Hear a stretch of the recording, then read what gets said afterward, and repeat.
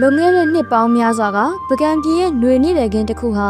ကြောက်တိုင်နေတောင်အရေးပြောမတက်ပူပင်းလွန်းလာပါတယ်။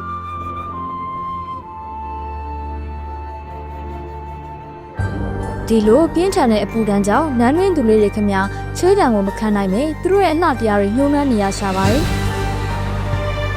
ဒါပေမဲ့ဒီအပူဒဏ်ကိုမမှုပဲလမ်းဆန်းနေသူတယောက်ရှိတယ်။သူကတော့မင်းသမီးလေးပါပဲ။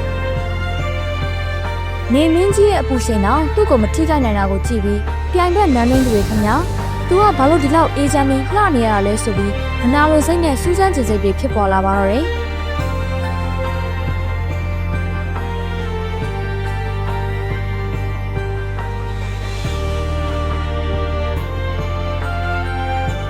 နန်းတော်ကြီးရဲ့လူသူကင်းမဲ့တဲ့တောင်းတနေရမှာတော့နန်းတွင်းသူလေးနှစ်ယောက်နေလောင်ထားတဲ့ညနာတွေကိုပူစားဖို့အသေးအံစူးစမ်းနေကြပါတယ်။ဒါပေမဲ့ကြည့်ပါဦးပေပွားပြီးရုပ်ပြက်ဆင်းပြက်ဖြစ်နေလိုက်တာ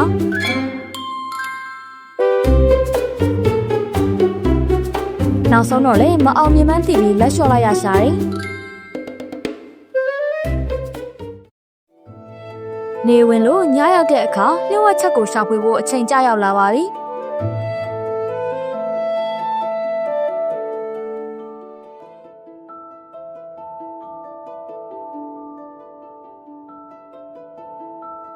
နန်းတော်ကြီးတိတ်ဆိတ်နေချိန်မှာသူတို့နှစ်ယောက်မင်းသမီးဆောင်ဘက်ကိုခိုးကြောင်ခိုးဝဲထွက်လာခဲ့ကြတယ်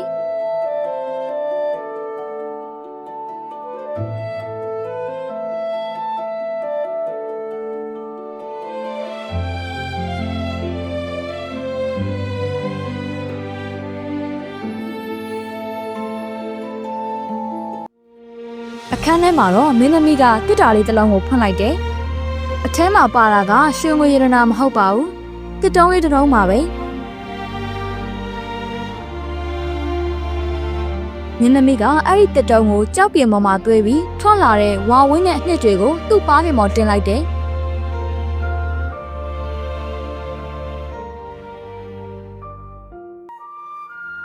ဒါဟာနန်းတွင်းသူလေးတွေရှာဖွေနေတဲ့အလှတရားရဲ့တော့ချက်ပါလား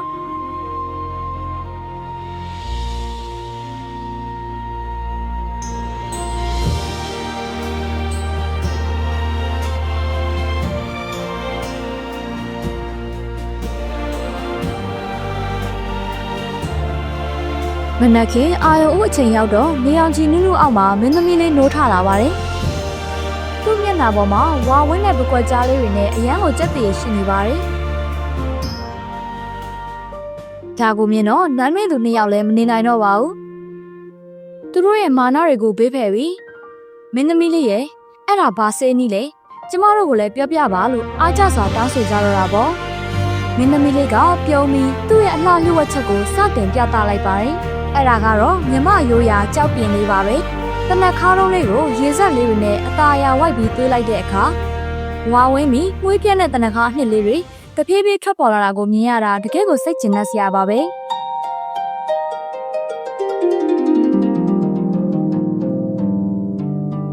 နန်းတွင်းသူတယောက်ကစူးစမ်းစိတ်နဲ့တနက်ခါကိုအရင်ဆုံးစမ်းလိုက်ကြည့်တယ်သူ့မျက်နှာပေါ်မှာအေးမြသွားတာကိုမြင်တော့ကြံတယောက်ကလည်းအားကျပြီးချက်ချင်းပဲလိုက်လိမ့်မာတော့တယ်။လဲလိုက်တာနဲ့ပူလောင်မှုတွေပျောက်ပြီးချက်ချင်းဆိုသလိုအေးမြလန်းဆန်းသွားကြတယ်။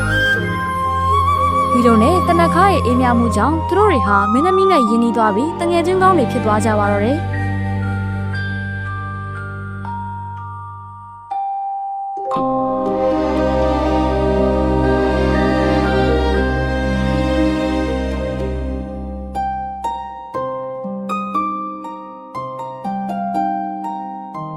ညချမ်းအချိန်ရောက်တဲ့အခါပကံပြည်ကြီးတစ်ခုလုံးရွှေရောင်စီမီတွေနဲ့ထိန်ထိန်ကြီးပြီးလင်းလက်သွားပါတော့တယ်။ပါးပြင်မော်ကတနက်ခါခွက်ဝင်းဝင်းလေးတွေနဲ့သူတို့၃ယောက်ရဲ့အလှကလည်းဒီညမှာပိုပြီးပြည့်စုံနေသလိုပါပဲ။ဖျားရင်ပြင်မှာအတူတူစီမီပူဇော်ရင်းမီးရောင်နွေးနွေးလေးအောက်မှာသူတို့ရဲ့ခင်မင်မှုကလည်းပိုပြီးနှက်ဆိုင်လာခဲ့ပါတယ်။ဒါဟာဘာနဲ့မှလဲလို့မရတဲ့ငင်းချက်မှုပါပဲ။ဟိုးကောင်းငင်ရံကိုမော့ကြည့်လိုက်ပါဦး။ကျေရောင်နေကြတဲ့ကိုရှေးရောင်မီးပုံညာလေးကိုလင်းပြန်တက်သွားတာတကယ်ကိုမော်ဆန်တဲ့မြင်ကွင်းပါပဲဒီလိုနဲ့မီးပုံညာနေအောက်ကသူတို့ရဲ့အပြုံးတွေဟာတမိုင်းစာမျက်နှာထက်မှာပကြီးကားတစ်ချက်လိုကြံရိပ်ခဲ့ပါတော့တယ်ဒါဟာရွှေရောင်ပကံမျိုးကဒီနေ့အထိလက်ဆင့်ကမ်းပေးလိုက်တဲ့ တန်ဖိုးဖြတ်မရတဲ့အလှတရားလက်ဆောင်မှုပါပဲ။